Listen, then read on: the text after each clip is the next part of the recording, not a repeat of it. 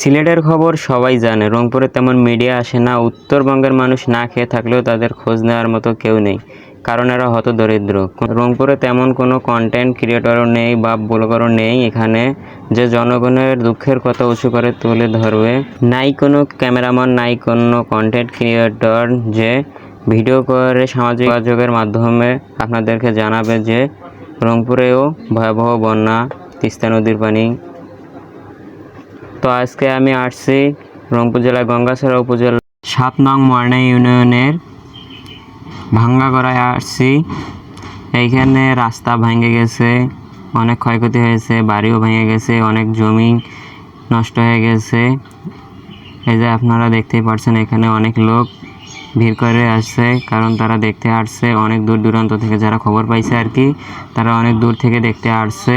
কিন্তু অনেকেই আসছে, কিন্তু কেউ তাদেরকে কোনো ত্রাণ দেয়নি এখনও। তারা এখনও সাহায্য পায়নি। তারা কাল রাত্রে ভাঙছে, রাত থেকেই কেউ না খেয়ে এখন পর্যন্ত আছে। দেখেন কি অবস্থা। এদিক দিয়ে বিশাল একটা নদী বের হয়ে গেছে। এই যে এখানে রাস্তা ছিল, দেখেন রাস্তার কি অবস্থা। প্রায় হাফ কিলোমিটার ভেঙে গেছে এইভাবেই। এই যে আপনারা দেখতে পাচ্ছেন, এখানে একটা বাসা ছিল, বাসাটা নাই। আর এখানে যে রাস্তা ছিল, যে এখানে পাকা রাস্তা ছিল, রাস্তাটা ভেঙে গেছে। এখানে বস্তা দিয়ে বাঁধা ছিল, প্রায় অনেকগুলো বস্তা আছে, শত শত বস্তা দিয়ে এখানে বাঁধা ছিল। গ্রামের লোকেরা বাঁধিছে, তবুও এটা আটকাতে পারেনি, কারণ গতকালকে তিস্তার পানি এত ভয়াবহভাবে বাড়ছে যে তারা এটা সামলাতে পারেনি। এই রাস্তাটা ভাঙার কারণে এপার থেকে ওপারের মানুষ যাতায়াত করতে পারছে না, প্রচুর স্রোত, যার কারণে এদিক থেকে ওই দিক যাওয়া যাচ্ছে না। এখানে দেখেন অনেকগুলো গাছগাছলা ছিল, সব ভেঙে চলে গেছে।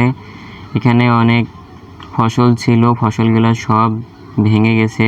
এই যে এদিকে সবগুলো, এখান থেকে ভেঙে সবগুলো এদিক দিয়ে গেছে। বর্তমানে এই বাসাটার ওপর হুমকি। রাতে বান্দাবান্দি করেছে, কিন্তু সামলাতে পারেনি, কারণ তিস্তার পানি হঠাৎ বেড়ে গেছে।